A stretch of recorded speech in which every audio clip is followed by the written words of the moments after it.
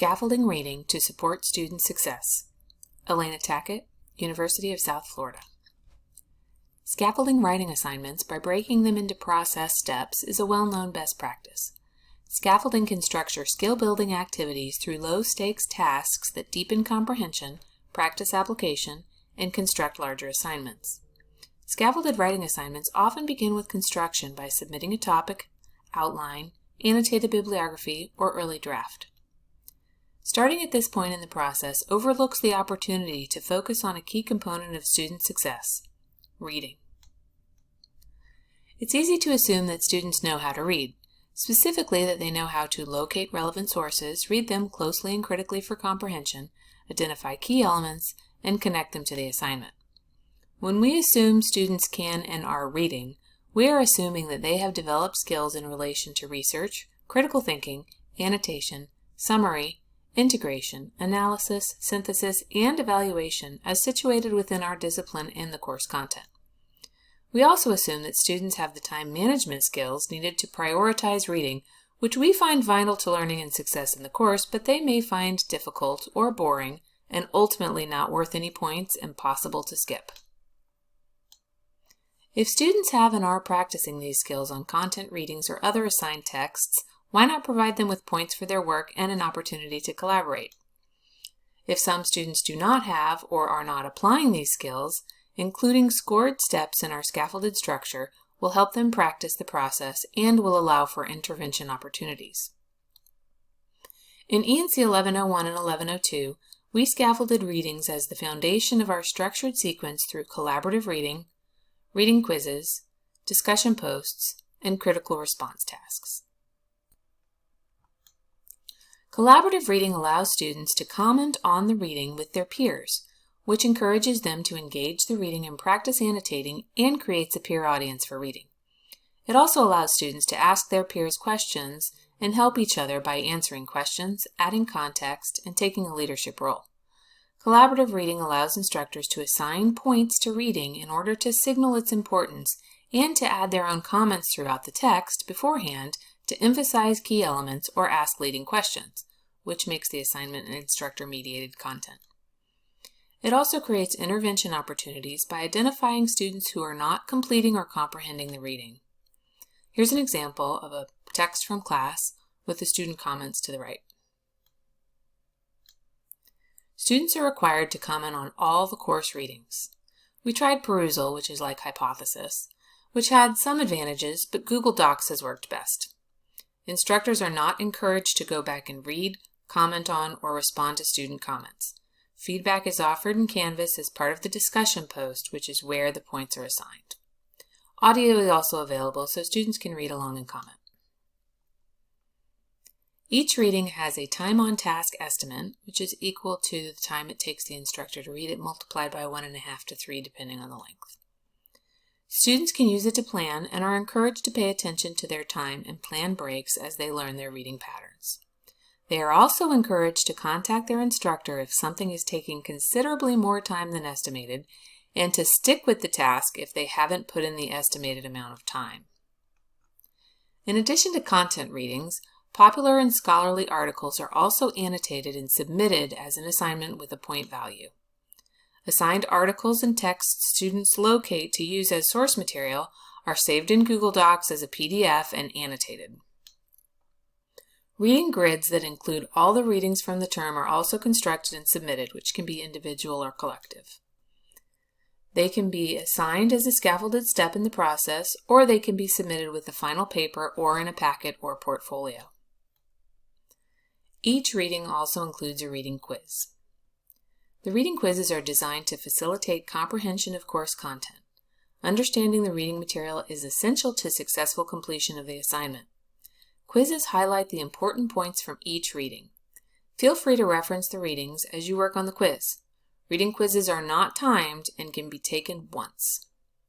The goal is not to test comprehension or retention, but to facilitate reading, help students identify important elements, and provide points for the time and effort put into reading. All quizzes are due at the same times and days each week and are automatically graded in Canvas. Answers become visible after all quizzes are due. and we try to make D funny.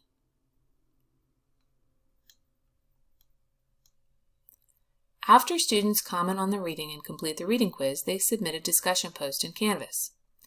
Write a one-paragraph summary of Reading 2.1. Provide 3 direct quotes from 2.1 that you think are key takeaways. What comments did you make on the 2.1 doc? Review your peers' comments and identify one you found useful. Quote a peer's comment and explain why it is useful.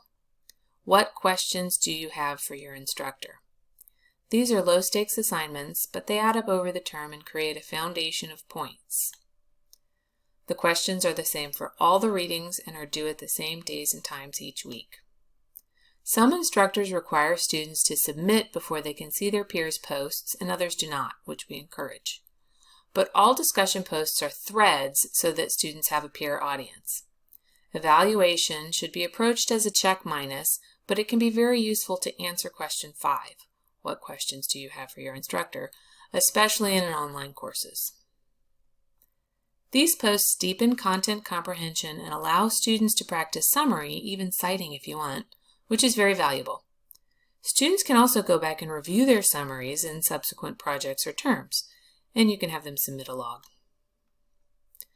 Most of the readings culminate in a critical response task designed to practice a skill related to the reading and/or serve as a step to build the larger project. Discuss Sasha and the sidekick. What was Gladwell's takeaway? What was Shirky's? What is your takeaway? These tasks are relatively low stakes, but they require more time and effort. Critical response tasks move the reading directly into practice and foster active learning. They vary across the term and can include individual and peer activities in the form of reflection, review, revision, and results. The tasks can also be connected to course or program SLOs and general education criteria, which makes them accessible for program evaluation and broad assessment. These steps build to a major writing assignment and demonstrate the value of process approach, which students are encouraged to develop into a personal process that transfers across their courses. The critical response tasks are due at the same times and on the same days every week. The consistent design provides a stable structure across the term that scaffolds skills and crescendos to major written assignments. Reading, quiz, task. Post-task, reading, quiz, post-task. Taken together, including process steps that scaffold reading can mitigate a number of individual and situational risks of academic dishonesty, provide intervention opportunities, and facilitate just-in-time teaching as well as evaluation and assessment efforts. Collaborative reading, quizzes, and posts prepare students for success in the critical response task and the written projects they feed, which can decrease procrastination and a lack of preparedness. Consistent structure provides a clear path to success that values participation and effort and allows students to build confidence and earn points, which can avoid the risks of high-stakes assignments and support the development of self-efficacy. Elements of these scaffolded reading steps can be utilized independently.